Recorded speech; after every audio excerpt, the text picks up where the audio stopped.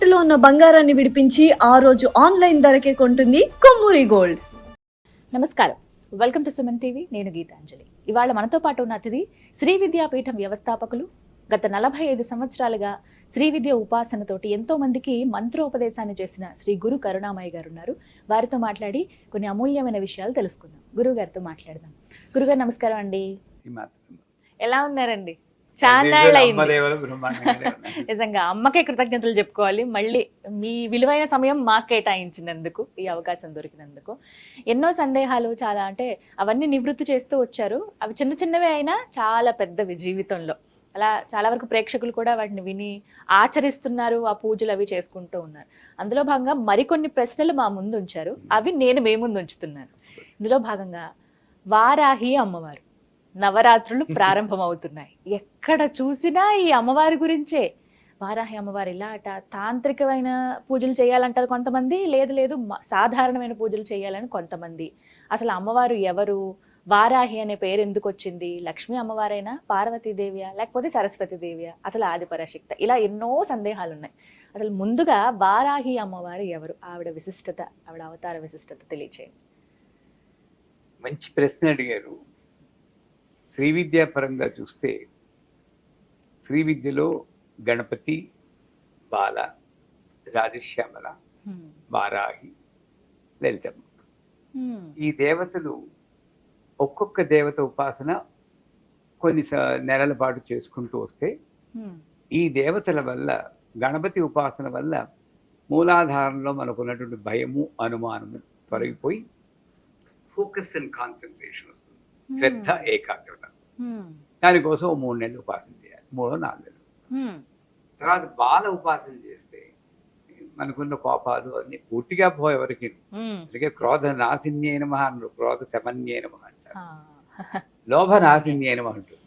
ఆవిడికి తెలుసు కోపం పూర్తిగా పోదని. అంటే ఈ కామక్రోధాలని కొంచెం అదుపులో ఉంచడానికి బాల ఉపాసన ఇక్కడ ఏమిటంటే భగవంతుని పూజ చేస్తే ఇది మాత్రమే కాదు, ఇది కూడా మారాలి అన్నది మనకు తెలుసుకోవాలి. రాజశ్యామల ఉపాసన చేసినప్పుడు ఇక్కడ ఉంటుంది అనాహత. అక్కడ అన్కండిషనల్ లవ్, నిబంధన రహిత ప్రేమ. ఇది కష్టం ఈ రోజుల్లో. ప్రేమ అంతా నిబంధనమే. నా మీద ఏమాత్రం ప్రేమ ఉన్నా 5 గంటల ఇంటికి వచ్చేయండి, కండిషన్స్ పెడతాము, ఇది నిబంధనతో కూడిన ప్రేమ. అలా కాకుండా నిబంధన రహిత ప్రేమ, ఇంద్రియ నిగ్రహం. ఇకపోతే వారాహి ఇక్కడ వస్తుంది. ఈవిడ దండనాథ అంటారు, డిసిప్లిన్. అయ్యవారు నాన్నగారు, అమ్మవారు. ఈ అమ్మ ఎలా ఉందా ప్రేమించి అమ్మ ఈవిడ కొంచెం రూల్స్ ప్రకారం డిసిప్లిన్ లో. అందుకని వారాహి ఆజ్ఞాచక్రంలో ఉంటుంది. వారాహి అమ్మవారు అంటే కొంచెం భయపడతారు. ఎందుకు? మిగతా వాళ్ళు కూడా ఈవిడ ఉగ్రదేవత, అందువల్ల ఈవిడ పూజ చేయకూడదు అని చెప్పడం. దండనాథ పురస్కృత అని. నిజానికి వారాహి అమ్మవారు లక్ష్మీదేవి యొక్క ఇంకొక అవతారం. శ్రీచక్రం తీసుకుంటే మొదటి ఆవరణలో మధ్య లైన్లో 8 మంది మాతృకా దేవతలు ఉంటారు. 8 మంది అష్టమాతృకలు అంటారు. అంటే సప్తమాతృకలు విన్నాం. ఎట్లా చేస్తుంది? ఇది బ్రాహ్మి, మాహేశ్వరి, కౌమారి, వైష్ణవి, వారాహి, మాహేంద్రి, చాముండ, మహాలక్ష్మి. మహాలక్ష్మి ఇక్కడ ఉంటుంది మన కుడి పక్కనే ముందు భాగంలో, వారాహి ఇక్కడ ఉంటుంది. ఇద్దరు ఒక పక్కన ఉంటారు. మహాలక్ష్మి ఇంటికి కట్టిన తోరణాలలాగా, మామిడి ఆకులు తోరణం, అరిట. ఇంట్లో వ్యాక్యూమ్ చేసుకోకుండా దుమ్ము దూరంలో ఉంది, బయట తోరణానికి ఉపయోగం ఉందా? ఈ ఇంట్లో దుమ్ము దోగరా ఉంది, బయట ఇలాంటి డ్రెస్సులు వేసుకుంటే ఏమైనా ఉపయోగం ఉందా? ఈ మంగళకరం మహాలక్ష్మి అయితే. వారాహి ఆవిడ ఫేస్ కూడా బోర్ ఫేస్ అంటారు ఇంగ్లీష్. దానికి ఒక కొమ్ము ఉంటుంది. ఆవిడ కొమ్ముతో లోపలికి తిరిగి ఒక పొక్లైన్ లాగా లోపల చెత్త అంతా తీస్తుంది. ఎక్కడ బయట కాదు, ఇక్కడే ఉంది. రాక్షసులందరూ ఇక్కడే ఉన్నారు, మనం బయట ఉన్నారు కూడా. ఈ చెత్త తీసి బయట ఇక్కడ క్లీన్ చేస్తుంది. సో శుభ్రం చేసి లక్ష్మి, అశుభాన్ని తీసే లక్ష్మి వారాహి అయితే, శుభాన్ని తీసే లక్ష్మి మహాలక్ష్మి. ఇద్దరు మనకు కావాలి. వాక్యూమ్ క్లీనర్ కావాలి, మామిడి ఆకులు కావాలి. ఇలా ఆనందం క్షమించాలి. Vacuum cleaner Varahi. మన ఇల్లు శుభ్రం చేస్తుంది. ఇల్లు కానీ శుభ్రం చేసేటప్పుడు మరి కొంచెం తప్పుడు అవుతుంది, లోపల తవ్వుతున్నప్పుడు బాధేస్తుంది. అంచేత ఏంటి, ఇది సాధారణంగా ఇది ఉపాసన చేయకూడదు. నాకు గుప్త నవరాత్రులు అని ఒక పేరు పెట్టాడు. గుప్త నవరాత్రులు అంటే ఏంటి, ఎవరికీ తెలియదు, అనాదిగా మరుగుపడిపోయింది. అంతేగాని గుప్తం అంటే ఎవరో గుప్తంగా చేసుకోవాలి అని అప్పుడు లలితా సహస్రనామం కూడా లలిత రహస్యనామ సహస్ర స్తోత్రం అంటారు. అని గుసగుసగా చదవండి, పైకి చదువుతారు, ఎవరు చదువుకోడు. ఇది ఏంటంటే పైన మీనింగ్ తీసుకుంటున్నారు. రహస్యనామం అంటే బిందు తర్పణ సంతుష్ట అంటే పైకి కనబడి అర్థం ఒకటి, లోపల కనబడి అర్థం ఒకటి, ఆ మూల ప్రకృతికి వెళ్ళాలి అని చెప్పి. అంటే వారాహి అంటే ప్రత్యేకించి వేరే ఉగ్రదేవత కాదు, ఆ మహాలక్ష్మి ఈ వారాహి. ఇది అనాదిగా తాంత్రికానికి వైదికానికి ఉన్న ఒక పోరాటమే. వైదికంలో ఒక నియమము నిబద్ధత, ఇలా వీళ్ళే చేయాలి వాళ్ళే చేయాలి ఇలాగే చేయాలి, అది కరెక్టే, అదొక స్కూల్ ఆఫ్ థాట్. కానీ తాంత్రికం అనేటప్పటికీ సినిమా వాళ్ళ పుణ్యం గారు తాంత్రికం హాం రూమ్ అనే మాంత్రికులు చేసిందే తాంత్రికం అంటారు. తంత్రము అంటే పద్ధతి, సంస్కృతంలో తంత్రం సర్వ యంత్రాత్మిక, సర్వతంత్రాత్మిక, సర్వమంత్రాత్మిక, సర్వతంత్రం అంటే అన్ని పద్ధతులు. ఇదే పద్ధతి అనుకుంటే అదొక రకం. ఇదేంటి, నీ మనస్సు ఉంటే చాలు, భక్తి ఉంటే చాలు, ఎలా ఉన్నా సర్వకాల సర్వావస్థలందు మంత్రం పండించుకో అనేది తాంత్రికం. నువ్వు అన్నం తినకుండా చేయాలి, ఈ బట్టలు వేసుకునే చేయాలి అనేది ఒక రకంగా వైదికం. అంటే సెల్ఫ్ స్వతంత్ర పరతంత్ర విధానం అంటుంది తాంత్రికం. అంటే నీ డిసిప్లిన్ నువ్వే పెట్టుకుంటావు. నాకు డిసిప్లిన్ లేదని కాదు, డిసిప్లిన్ ఉంటుంది, కానీ నాకు మంత్రం గుర్తొచ్చింది నేను అన్నప్పుడు నేను చదువుతా. ఈ డ్రెస్ ఎలా ఉంది నేను పాటించాను, అన్నం తిన్నానా పట్టించుకోను. ఆ రకంగా చూస్తే వారాహి తాంత్రికంగా ఎక్కువ పోయింది. అందులో ఈ రోజుల్లో ఎందుకు పాపులర్ అయింది అని మీరు అడుగుతున్నారు. కలియుగంలో ఇలా వెళ్ళిపోతూ ఉంది ధర్మం, కల్చర్ వాల్యూస్ పడిపోతున్నాయి. పూర్వకాలంలో అనకూడదు కానీ విడాకులు అన్న శబ్దం నేను నా చిన్నప్పుడు వినలేదు. ఈ రోజు ఆ శబ్దం వినకుండా రోజు గడవట్లేదు. అది చింతించాల్సిన విషయమే. ఈ వారాహి దేవత ఈ రోజుల్లో కావలసిన దేవత వారాహి. ఎందుకంటే ఆవిడ 3 సందర్భాల్లో మనకి బాగా అవసరం. ఒకటి మ్యారిటల్ బ్లిస్, దాంపత్య సంబంధాలు తగ్గిపోతున్నప్పుడు వారాహి దేవత ఉపాసన ఎంతైనా మంచిది. వారాహి దేవత ఉపాసన అంటే పెద్ద మంత్రం చెప్పుకున్నా, మంత్రం విన్నా సరే ఆవిడ రక్షిస్తుంది. ఎలా రక్షిస్తుంది? భర్తను వారిని మార్చేసి కాదు, వాడు అలాగే ఉంటాడు, ఈవిడ అలాగే ఉంటుంది, నేను అడ్జస్ట్ అవుతాను. ఈ పరిస్థితులకి అడ్జస్ట్ అయ్యి శక్తిని ఇచ్చేది వారాహి. So marital bliss. రెండోది క్రానిక్ ఇల్నెస్ అంటారు, దీర్ఘకాలిక రోగాలు, అని తెలియకుండా రోగాలు ఎలా పట్టి పీడిస్తుంటే దానికి కూడా వారాహి. అందుకే సర్వదుష్ట ప్రదుష్టానం అనేది సర్వరోగ ప్రరోగాణం అని మార్చి చదివితే బ్రహ్మాండమైన రోగాలు తగ్గుతాయి. అది. మూడోది కోర్టు కేసులు, లీగల్ ఇంప్లికేషన్స్ లో ధర్మం మన పక్క ఉంటే, అక్కడ కండిషన్ ఉంది, అధర్మంగా ఉంటే నేను జయించింది, ధర్మం మన పక్క ఉంటే వారాహిది రక్షిస్తుంది. ఇంత ప్రయోజనం ఉంది కాబట్టి, కలియుగంలో ఇంత అవసరం ఉంది కాబట్టి వారాహిదేవి ఇప్పుడు పైకి వచ్చింది. వీళ్ళు పాపులరైజ్ చేయలేదు, ఆవిడ అనుకుని ఈ కాలంలో నేను అనుగ్రహిద్దాన్ని ఆవిడే పైకి వచ్చింది. ఇంతకుముందు వైభవ లక్ష్మి అని చెప్పేసి కొన్నాళ్ళ పాటు అవన్నీ చేశారు. ఇప్పుడు మళ్ళీ మళ్ళీ పట్టుకొచ్చాయి. ఇప్పుడు వారాహి అంటే ఏ సమయానికి ఎవరికి అవసరం ఉందో ఆ రూపంలో అనుగ్రహించి ఆ తెల్లే ఇన్ని రూపాలు. అలా వారాహి ఆవిడే అనుకుంది రావాలి పూజ చేయించుకోవాలని. అయితే పూజ నియమాలు చాలా మంది తెలుసుకోవాలనుకుంటున్నారు. ఇప్పుడు నవరాత్రులు రాబోతున్నాయి, అసలు ఏ విధంగా చేయాలి? అమ్మవారిని ఎవరు కొలవచ్చు, ఎవరు దూరంగా ఉండాలి? ఇది కూడా ఒక ప్రశ్న. ఇంట్లో పూజ చేసుకోవద్దని కొంతమంది, కేవలం ఆలయాలు ఉన్నప్పుడు, పీఠాలు ఏమైనా ఉన్నప్పుడు అక్కడికి వెళ్ళి చేసుకోండి అని. ఇంటి దగ్గర అయితే మళ్ళీ ఆ దుష్ప్రభావాలు కూడా ఉంటాయి, మీరు సరిగ్గా చేయకపోతే అవి కూడా ఎదుర్కోవాల్సి ఉంటుందని ఇలా కొన్ని సందేహాలు అడిగారు. వాటి గురించి వివరణ. ఇంట్లో పర్సు పోయింది అనుకోండి, ఊళ్ళో వెతుకుతారా, ఇంట్లో వెతుకుతారా? ఇంట్లోనే వెతుకుతాం. ఎక్కడ ప్రాబ్లం ఉందో అక్కడే సొల్యూషన్. అంతే. ఇంట్లో గొడవలు ఉన్నాయి, మనశ్శాంతి లేదు, నేను గుళ్ళోకి వెళ్ళి పూజ చేసుకుంటే ఎలా అవుతుంది? ఈ వారాహి దేవత ఎక్కడ ప్రాబ్లం ఉంటుందో అక్కడ సాల్వ్ చేసి దేవత అది. మనకేమిటి, ఈవిడ ఉగ్ర దేవత, ఈవిడ ఇంట్లో చేయకూడదు. మరి బెదవాడ కనకతురకు కూడా మహిషాసుని సంబంధించినప్పుడు ఇలా పెట్టింది. ఆవిడ పూజ చేసి నరసింహస్వామి ఈవిడికన్నా భయంకరంగా సింహం ఆకారంలో ఉంటారు. అటువంటి నరసింహస్వామిని కూడా ప్రహ్లాదుడు భయపడకుండా ఇలా ప్రార్థించేటప్పుడు ప్రసన్న వదంతో ఉన్నాడు. మనకేమిటంటే ఈ ఉగ్రం చూసేటప్పటికీ అది ఎవరి మీద ఉగ్ర స్వరూపం చూపించింది అన్నది మనం మర్చిపోతున్నాం. విశుక్ర ప్రాణహరణ వారాహి వీరనందిత అంటుంది లలితా సహస్రం. విశుక్రుడు అంటే ఎవడు? శుక్రం లేనివాడు విశుక్రుడు.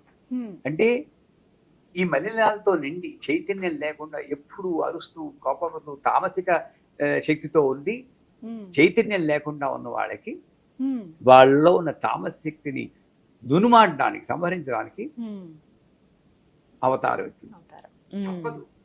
దొంగాడిని వెళ్ళిన అయినా అంటే ఊరుకుంటే పోతావా పోవా అనాలి. పోతావా పోవా అన్నంత మాత్రం ఈవిడ ఉగ్రరేపు దేవత కాదు కదా. అంచేత ఈవిడలో ఉగ్రం దేని మీద అంటే మనలో ఉన్న కోపం మీద, మనలో ఉన్న ఈర్ష్య మీద, అసూయ మీద ఉగ్రం కావాల్సింది. అంచేత కేవలము ఉగ్ర స్వరూపం కాబట్టి ఇంట్లో పూజ చేసుకో. శనీశ్వరుడు దీపం కూడా ఇంట్లో వెలిగించకూడదు అంటాడు, అదేలో గుళ్ళో వెలిగించాలి. ఇవన్నీ ఒక మిస్నోమర్స్ అనే నా దృష్టిలో. ఎందుకంటే వారాహి ఉపాసన నేను రోజు మేము చేస్తాం, మా శిష్యులు అందరూ చేస్తారు. వాళ్ళందరూ బాగానే ఉన్నారే. నువ్వు పూజ చేసినా చేయకపోయినా జరుగుతూనే ఉంటుంది. దీనికి దానికి లింకులు పెట్టేస్తూ ఉంటాం. ఆషాఢ శుద్ధ పాఠ్యం నుండి ఆషాఢ శుద్ధ రావం వరకు ఈ వారాహి గమనించాలంటే ఆషాఢ మాసం శూన్య మాసం, పెళ్లిళ్ళు చేయరు. అవునా కదా? ఏ పండుగలు పెద్ద ఉత్సవాలు ఏముండవు. ఇక్కడ శూన్యంగా ఉన్నప్పుడు వచ్చి ఇదే వారాహి. అక్కడ కూడా మనకి పండుగలు ఎక్కువ ఉండదు. శ్రావణ మాసం వస్తేనే అప్పుడు కళకళలాడుతూ మళ్ళీ వినాయక చవితి ఇవన్నీ వస్తాయి. వరలక్ష్మి వ్రతాలు, వినాయక చవితి, తర్వాత దసరాలు. ఈ శూన్యంగా ఏ భక్తి ఏమీ లేకుండా ఉన్నప్పుడు మైండ్ అటు ఇటు వెళ్ళడానికి ఛాన్స్ ఉంది. అందుకని శూన్యమాసంలో ఉన్న నన్ను ఉద్ధరించడానికి వచ్చినటువంటి లక్ష్మీదేవి వారాహి. అందుకని ఆషాఢంలో వస్తుంది. ఆషాఢ శుద్ధ పాఠ్యం నుండి ఆషాఢ శుద్ధ నవం వరకు ఈవిడ్ని ఉపాసన చేయడానికి చాలా మంత్రాలు ఉన్నాయి. ఆ మంత్రాల పేర్లు విని కూడా మన వాడు భయపడిపోతుంటారు. ఉంటాయి మరి. బృహద్వారాహి, లఘువారాహి, కిరాత వారాహి, ధూమ్ర వారాహి, స్వప్న వారాహి అని. కిరాత వారాహి ధూమ్ర అమ్మమ్మో అనుకుంటాం. వాటి జోలికి మనం వెళ్ళద్దు. లఘువారాహి ఉంది కదా, ఐం గ్లౌం వారాహ్యే నమః, ఇది లఘువారాహి. ఇది అందరూ అంటారు ఎవరు మంత్రాలు ఇలాంటి పైకి చెప్పకూడదని. అసలు అకారాది క్షకారాంత మాతృకావర్ణ స్వరూపిణి వైఖిరి వాక్ స్వరూపాయ అని లలితా సహస్రనామంలోను త్రిశతిలోను అన్నిట్లోనూ చెప్తుంది. మీరు ఏం మాట్లాడినా ఆ నుండి క్ష వరకు అది మంత్రమే ఉంటుంది. మంత్రం బయట చెప్పకూడదు, మాట్లాడకుండా ఊరుకోవాలి నిజానికి. అంచేత ఈ వారాహి దేవతని ఈ 9 రోజుల్లోనూ 16 ఉపచారాలు పూజ చేసి, లేదు నాకు రాదు 5 ఉపచారాలు గంధ పుష్ప ధూప దీప నైవేద్యం, ఐం గ్లౌం వారాహ్యే నమః, ఐం గ్లౌం వారాహ్యే నమః అనుకుంటూ చేసి వారాహి అష్టోత్తరం ఉంది, ఆ అష్టోత్తరంతో పూజ చేసి ఈవిడికి నైవేద్యం. ఇక్కడ కూడా ఏమిటంటే ఆవిడికి అదంటే ఇష్టం, ఈవిడికి ఇదంటే ఇష్టం, మనకున్నట్లే ఇష్టాలు పెట్టేందుకు తృప్తి పడిపోతూ ఉంటాం. ఇక్కడ ఆవిడికి ప్రీతి లేదు, అప్రీతి లేదు, ధర్మము లేదు, అధర్మం లేదు, వీటికి అన్నిటికీ అతీతం, రూపాతీత, గుణాతీత, నామాతీత, తత్వాతీత, అతీతమైన భగవంతుని పట్టుకొని ఆవిడికి ఇదంటే ఇష్టం అంటే. కానీ ఇక్కడ రక్తవర్ణ మాంసనిష్ట గుణాన్న ప్రీతమానస అని లలితా సహస్రం. మాంసనిష్ట అంటే మాంసం అంటే ఆవిడికి ఇష్టం అండి. మాంసం అంటే చికెన్ మటను కాదు, నాలో ఉన్నటువంటి అహంకారమే నాకు ఒక రూపం కలిగిస్తూ ఉంటుంది. ఈ మాంసమే ఇది అహంకారం. నేను పురుషుణ్ణి అని అహంకారం, నేను ఫలానా అని అహంకారం, ఇవన్నీ ఒక రూపం కలిగి. న్యాయంగా ఇవన్నీ తీసేయండి, అందరిలో ఈ మాంసాన్ని తీసేస్తే అస్థి పంజరమే. అవునా కదా? అన్ని ఒకలాగే ఉన్నాయి. ఐడెంటిటీ కలిగించేది మాంసం. ఈ ఐడెంటిటీ అన్న అహంకారాన్ని తీసేస్తుంది కాబట్టి ఆవిడ మాంసం ఇష్టాలు. కానీ ఆవిడకి ఇష్టం కదా, నేను మాంసం పెట్టలేను కదా. మాంసానికి ప్రతీకగా మినపగారెలు పెడతారు. పెట్టి మళ్ళీ ఉగ్రదేవత కదా, ఎందుకంటే ఒక తేనె చుక్కు వేస్తాం, తేనెలో ముంచెల్లిన గారెలు ఆవిడకి నైవేద్యం పెట్టి లేదా ఆవిడ కోపం ఉగ్రం, మన కోపం మీద ఆవిడ కోపం చూపించాలి కాబట్టి ఎరుపు రంగు అంటే ఆవిడకి ఆవాహన ఎక్కువగా అవుతుంది కాబట్టి దానిమ్మ గింజలు నైవేద్యం పెడతారు. ఈ దానిమ్మ గింజలు కానీ మినపగారులు కానీ తేనెలో ముందు కానీ నైవేద్యం పెట్టి యథావిధి పూజించి ఈ 9 రోజుల్లోనూ సువాసిని పూజ అని చెప్పి మీకు తెలియదు, అందరూ సుహాసిని పూజ అంటారు. తెలియకూడదు. సుహాసిని అంటే కమల్ హాసన్ వాళ్ళ అన్నగారు కూతురు, షారుఖ్ హాసన్ కూతురు. అందరూ తెలియకుండా సుహాసిని పూజ అట్లా. ఇది సువాసిని పూజ. ఆ సువాసిని అంటే అక్కడ కూడా మిస్నోవర్, కాస్త అందంగా ఇలా పట్టుచీరలు కట్టుకుంటే వాళ్లే సువాసిని అనుకుంటారు. ఈ ఆకారంతో కాకుండా సువాసన అంటే మంచి కర్మలు మంచి ఆలోచనలో ఉన్న ప్రతి వాళ్ళు సువాసనే. అది పూర్వ సువాసన ఇప్పుడు సువాసన కూడా పట్టించుకోకూడదు న్యాయంగా. కానీ సువాసిని అంటే ఇది అనకుండా ఆ నియమాన్ని దాటుకుని, ఈ అడ్డుని దాటుకుని మంచి ఆలోచనలో ఉన్న వాళ్ళని పిలిచి ఇంకే ఆలోచన లేకుండా ఆ కాళ్ళకి పసుపు రాస్తుంటే చూస్తూ ఉంటాం కదా మన ఇళ్లలో. ఈ శ్రావణ మాసం వస్తుంది, బుట్టల్లో బత్తాయిలన్నీ పట్టుకుని మెట్లు ఎక్కుతూ పోతూ ఉంటారు. అన్నీ బాగుంటాయి కానీ వాళ్ళ జీవితాల్లో మార్పు రాదు. ఎందుకు? అక్కడికి వెళ్ళి కాళ్ళకి పసుపు రాస్తూ మీ అబ్బాయి పెరుగుందమ్మా, లేదు తల్లి ఏం చేస్తాం, ఇలా కబుర్లు చెప్పుకుంటూ చేసి సువాసిని పూజ ఎలా సువాసిని పూజ అంటే సువాసిని పూజ చేసినప్పుడు ఆవిడ్ని మాట్లాడకుండా కూర్చోమనాలి. అమ్మ కళ్ళు మూసుకుని కూర్చొని అమ్మవారిలా కూర్చోడు తల్లి అని జపం చేసుకోండి. నేను కూడా ఇంకొక ఇతరమైన విషయాలు మాట్లాడకుండా ఆ పాదాలకి పసుపు రాసి చక్కగా బొట్టు పెట్టి ఆవిడ పీకేయకుండా ఎలా పీకేయకుండా ఆ పువ్వులేవో ఒళ్ళో పెట్టి ఆ సువాసినికి యథాశక్తి మన శక్తి కొలిది పూజ చేసి చీరో జాకెట్ ఏదో ఇచ్చి చేయడం. చేశాక మూడో నియమం ఏంటంటే వారాహి తర్పణాలు అన్నాయి. ఇక్కడ కూడా తర్పణం అనగానే పోయిన వాళ్ళే మనకు గుర్తు, అవునా కాదు? తర్పణం అంటే వాడికే. కానీ తర్పణం అంటే దేవతర్పణం, ఋషి తర్పణం, పితృతర్పణం అని 3 తర్పణాలు. తర్పణం అనేది ఇది తర్పణం అంటే, తర్పణం అంటే నా ఆనందాన్ని కృతజ్ఞతని తెలుపుకోవడానికి చేసే ప్రక్రియని తర్పణం అంటారు. పితృతర్పణాలు కూడా తాతగారు చాలా థ్యాంక్స్ అండి, మా నాన్నగారు అమ్మగారిని ఇచ్చారు, మంచి జీవితాన్ని ఇచ్చారు, థ్యాంక్ యూ వెరీ మచ్, పితృతర్పణం. దేవుడా థ్యాంక్స్, దేవతర్పణం. గురువా థ్యాంక్స్. ఈ కృతజ్ఞతాపూర్వకంగా ఇది తర్పణం.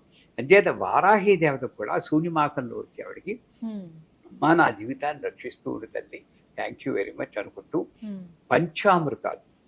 పంచామృతాలు అంటే ఏమిటి మీకు తెలుసు, పాలు, పెరుగు, నెయ్యి, తేనె, పంచదార ఇవన్నీ కలిపి, అది కూడా మన వాళ్ళు ఏం చేస్తారు, అన్ని ఇంత చేసి చెక్కగా జిగటగా చేసి ఎక్కి అవి మేమీ పోస్తే ఎలా ఉంటుంది మీకు అసలు, అయితే నెయ్యి తేనె ఒకటి ఇంత కలిపి పెరుగుని చేత అక్కడ కూడా పాలు ఎక్కువ పోసి ఈ పెరుగు నెయ్యి లాంటి కొంచెం తక్కువ దాంతో ఇలా పెట్టి తర్పణం. ఐంగ్లం వారాహీనవ తర్పయానం, ఐంగ్లం వారాహీనవ తర్పయానం. దీనికి దీక్షక్కర్లేదు, భయపడక్కర్లేదు.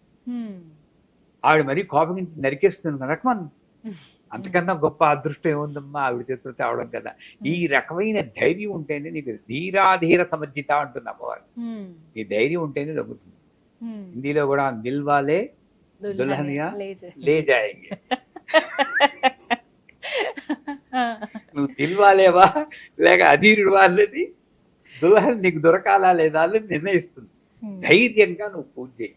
ఐంగులం వారాహినం తప్పేయాలి చేసి చివరగా కండిషన్ ఏంటంటే, ఉత్తప్పుడు ఎలాగా అందరి మీద అరుస్తూనే ఉంటాం, ఆ 9 రోజులైనా కాస్త నోరు అదుపులో పెట్టుకుని ఎవరి మీద అరవకుండా శాంతి. ఇది చాలా కష్టం, బూర్లు పులిహార్లు ఎన్నైనా చెప్పి ఇలా పూజ చేస్తున్నప్పుడు కూడా ఏదో ఒకటి ఉంటుంది. కనీసం 9 రోజులు పూజ మన నోరు అదుపులో ఉంటుంది, ఎవరిని అరవకుండా ఇలా మీలాగా మంగళకరంగా అలంకరించుకుని మంగళకరమైన ఆలోచనలతో మంగళకరమైన వాక్కుతో మంగళకరంగా నవరాత్రులు గడిపితే తప్పకుండా ఆ మహాలక్ష్మి వారాహి రూపంలో మన సంసారాల్ని రక్షిస్తుంది, అందులో సందేహం లేదు. చక్కగా వివరించారు. అయితే ఇంకా కొన్ని సందేహాలు ఉన్నాయి. ఇందులో ఏమిటంటే, ఏ సమయంలో అమ్మవారికి పూజ చేయాలి? అమ్మవారు గుప్త దేవత కదా, సాయంత్రం వేళ అంటే చీకటి పడినప్పుడు వారాహి అమ్మవారికి పూజిస్తే చాలా మంచిది అంటూ ఉంటారు. ఎంతవరకు నిజమండి? కరెక్ట్. ఉమ్. ఆ రకంగా వారాహి దేవతల హా. చండి, కాళి ఇవన్నీ కూడా సాయం సమయంలో చేస్తే, ఇందాక చెప్పిన శూన్యమాసం ఉమ్. ఎప్పుడు నీకు లైట్ కావాలి? చీకటి బాగా పడ్డప్పుడే చీకటిగా light ఉన్నప్పుడు. కావాలి. అవును. పొగలు బ్యాటరీ లైట్ వేసుకుంటే పిచ్చాడంటారు. అంచేత రాత్రి చీకటి అంటే నాకు సరైన ఆలోచన తప్పనప్పుడే నాకు అమ్మవారి యొక్క సాయం కావాలి. ఆ రకంగా నాలో చెడు ఆలోచనలు రావడానికి ఆస్కారం ఉన్నటువంటి సంధ్యా సమయంలో ఉమ్. వారాహి దేవతని పూజ చేస్తే మంచిది. వీళ్ళెవరిలో కొంతమంది ఇంకో చూసారా, వార్తాళి ప్రయోగం రాత్రి పొగలు చేయకూడదన్నారు, అంతేతే మీరు చేయకూడదు అని కొంతమంది వాదిస్తూ వారాహిని పూజ చేయకూడదు, మీరు మామూలుగా చేస్తే చాలంటారు. అక్కడ ప్రయోగం వేరు, పూజ వేరు. పూజ వేరు. నిజం. వార్తాళి ప్రయోగం పగలు పనికిరాదు నేను అంటాను. ప్రయోగం అంటే ఏదో సాధించడం కోసం చేసి, కానీ నేను ప్రేమతో చేస్తాను అనుకున్నప్పుడు ఎప్పుడు చేసినా పర్వాలేదండి. సర్వకాల సర్వావస్థ లేదు, రెప్పిబ్బదగిందే నామం. ఉమ్. కానీ విశేషంగా నాకు ఫోకస్, కాన్సన్ట్రేషన్ ఉండి ఫలితాలు రావాలంటే సాయం సమయంలో ఈ వారాహి పూజ చేస్తే చాలా మంచిది. ఉమ్.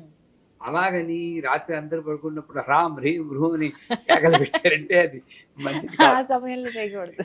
మరి అర్ధరాత్రి కాదు, ఉమ్. ఏదో సాయం సమయంలో, సూర్యాస్తమైన సమయంలో వారాహి దేవతని పూజ చేస్తే చాలా మంచిది. ఉమ్. అలాగే ఫోటో అమ్మవారి పటం పెట్టుకుని పూజ చేయాలంటారు. సాధారణంగా ఏంటంటేనండి, మా ఏదైతే ఉంటుందో దేవుడి గది, అక్కడ అమ్మవారి ఫోటో ఉంటుంది, అక్కడ డైరెక్ట్ గా దీపం పెట్టేసి అందరు దేవుళ్ళతో పాటు చేయాలా, సెపరేట్ గా పీఠం పెట్టుకుని అలా అమ్మవారిని పూజిస్తే మంచిదా? వారాహి దేవత అన్నా, లక్ష్మి అన్నా, సరస్వతి అన్నా, దుర్గన్న అన్నీ ఒకటేనర్రా. ఈ సందేహాల నుండి బయటపడాలి. ముందు. అమ్మవారు 11వ చాప్టర్లో 10వ చాప్టర్లో చెప్తుంది, ఉమ్. ఏకైవాహం జగత్యత్ర తృతీయా కామమా పరా ఉమ్. పశ్యేత దుష్ట అని ఆ రాక్షసుని తిరుగుతుంది. రాక్షసు అంటాడు, బ్రాహ్మీ మాహేశ్వరి ఇంతమంది ఆడవాళ్ళని పెట్టుకుని యుద్ధం చేస్తున్నావు, ఇల్లుంటే ఒక్కదాన్ని రా, నేను చూసుకుంటానంటాడు. ఉమ్. పిచ్చాడా, వీళ్ళందరూ నేనేనరా, ఉమ్. నా విభూతులే వీళ్ళందరూ. ఆ లెక్కకు వస్తే స్త్రీలందరూ నా విభూతులే అంటారు. ఉమ్. ఆ ముక్క మొగాళ్ళందరూ పాటిస్తే ఎప్పుడో బాగుపడుతుంది లోకం. స్త్రీలందరూ నా విభూతులే అని చెప్పింది అమ్మవారు. ఉమ్. ఆడవాళ్ళ రూపంలో ఎవరు వచ్చినా అమ్మవారి స్వరూపమే. ఉమ్. అలా అన్నప్పుడు వారాహి దేవతను మాత్రం సెపరేట్గా పెట్టుకుంటే వెలేసినట్టు అవుతుంది. ఉమ్. నాకు ఎక్కడ కన్వీనియంట్గా ఉంటుందో, ఏది పూజలు అక్కడే ఆ ఫోటో పెట్టుకుని, ఉమ్. అసలు ఇన్ఫ్యాక్ట్ మాకు సమస్యలతో మెసేజ్లు పంపిస్తూ ఉంటారు. ఉమ్. మేము వాళ్ళకి ఒకటే చెప్తాం, ఉమ్. వారాహి ఫోటోది పెద్దది ఎన్లార్జ్ చేసి, మీ సమస్య ఎంత పెద్ద అయితే అంత ఎన్లార్జ్ చేసుకోండి, 3 అడుగులు 2 అడుగులు ఉమ్. చేసి లివింగ్ రూమ్లో పెట్టండి. అంటే టీవీలో ఎక్కడో అది అప్పుడప్పుడు మనం చూస్తూ ఉండాలి. ఉమ్. ఎక్కువ సార్లు మన దృష్టి వాటినే పడాలి. పూజ కూడా అక్కర్లేదండి నిజంగా. ఉమ్. ఆ వారాహి మంత్రం ఉంటుంది, ఉమ్. ఈ మంత్రంలో ఉంటుంది నాదం ఉంటుంది. ఈ ఉమ్. నాదం బ్రెయిన్ వేవ్స్ మన సిగ్నల్స్ పంపించి ఉమ్. ఆ మనిషిని మారుస్తుంది. ఓ. ఇది చేస్తే చాలంట. ఉమ్. చేత వారాహి పూజని ఫోటోనైనా సరే ఉమ్. మీరు పూజ గదిలోనే పెట్టుకోండి, ఉమ్. అక్కడే చేయండి. ఉమ్. కాకపోతే ఎవరైనా నలుగురిని పిలిచి చేయాలనుకోండి, పూజ గది చిన్నదనుకోండి, ఉమ్. అప్పుడు బయట పెట్టుకోండి, ఉమ్. పర్వాలేదు.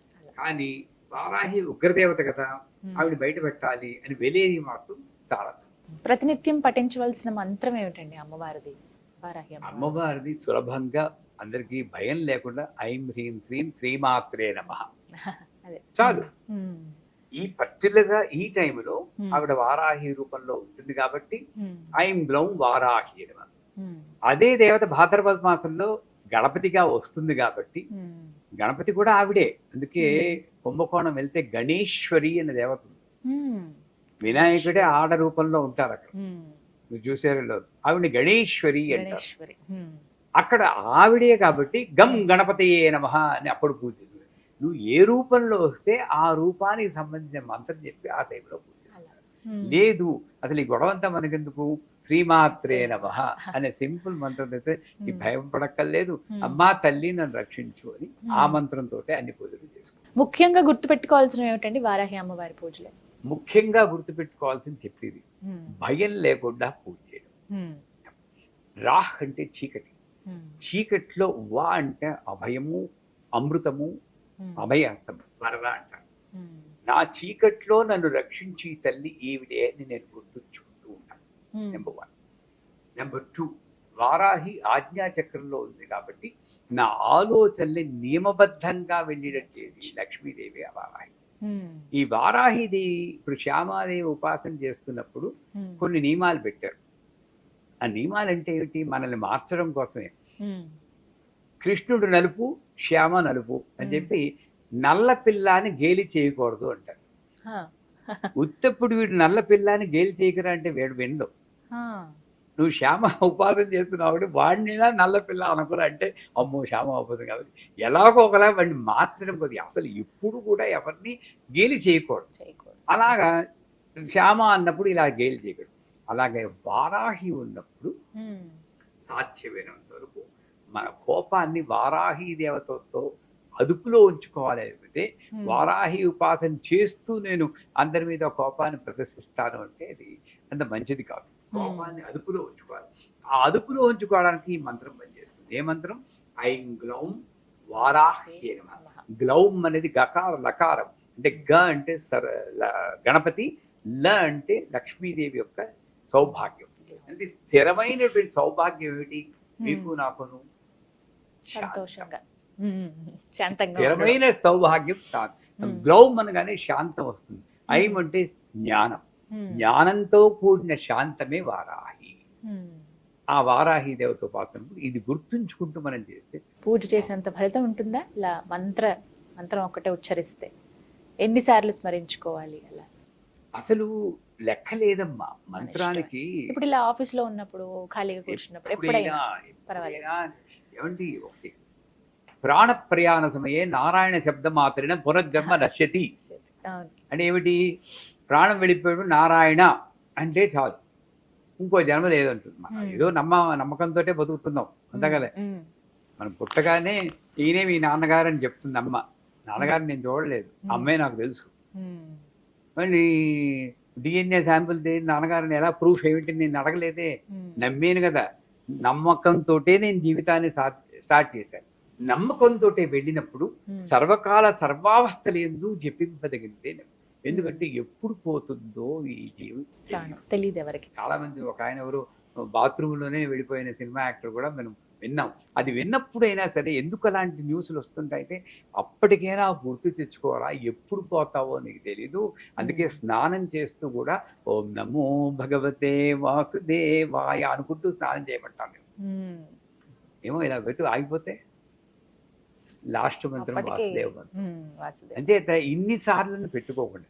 అది యాంటీబయాటిక్ అనుకుంటే ఇన్ని డోసులు ఇన్ని రోజులు, ఇది యాంటీబయాటిక్ కాదు. ఎప్పటికీ కావాల్సిన మంది. అదేత నియమం అంటూ పెట్టుకొని ఇన్నిసార్లు అన్నిసార్లు అని కౌంట్ మీద కాకుండా, నాకు మీటింగ్ కి మీకు షూటింగ్ కి మధ్యలో గ్యాప్ దొరికితే మంత్రం చెప్పుకోండి, బ్రహ్మాండంగా ఉంటుంది. నన్ను నేనే మెసప్ చేసుకుంటున్నాను. ఈ టైంలోనే నేను మంత్రం చెప్పాలి, ఈ టైంలోనే పూజ చేయాలి అని. ఎప్పుడైనా సరే సౌందర్య లహరి చదివితే మనకు అర్థం అవుతుంది. ఎప్పుడైనా సరే నాకు ఇంత గ్యాప్ దొరికితే ఆ మంత్రం చెప్పాలి, తప్పే. ఇలా తల్లిని ప్రసన్నం చేసుకోవచ్చు. చాలా చక్కగా వివరించారు గురుగారు. నమస్కారం అండి.